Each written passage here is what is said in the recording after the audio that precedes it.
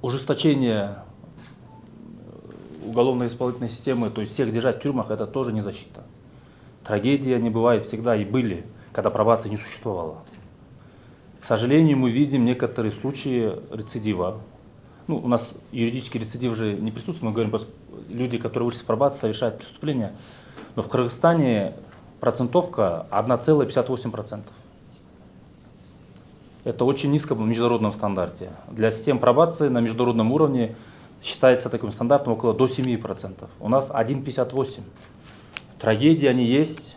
К сожалению, конечно, я часто вижу, когда что-то случается, почему-то силовые органы, суды особенно, сразу показывают на пробацию. Но пробация принимает всех, кого ей прислали. И они не любят обвинять других СМИ. Я всегда прошу, держите удар, наша работа в гуманизации.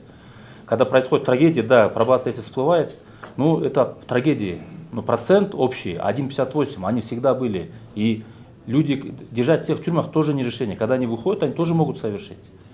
Касательно, например, того случая, который недавно был, вопиющий, трагический в Таласе, юридически человек не был уже в пробации, к примеру, да, но, к сожалению, вот мы недавно приглашали депутатов парламента, к нам рассказывали суть пробации, они тоже, когда поняли логику, они ощутили, поняли, как правильно понимать систему пробации. Пробация не выбирает, кого к себе принимать, это решает суд. Если суд принял решение отправить человека в пробацию, они просто исполняют. И с теми ресурсами, которые у них есть, а у них по соотношению количества клиентов и ресурсов минимальные ресурсы. Это сейчас мы пытаемся их резко усилить, они выполняют работу, на мой взгляд, достаточно эффективно.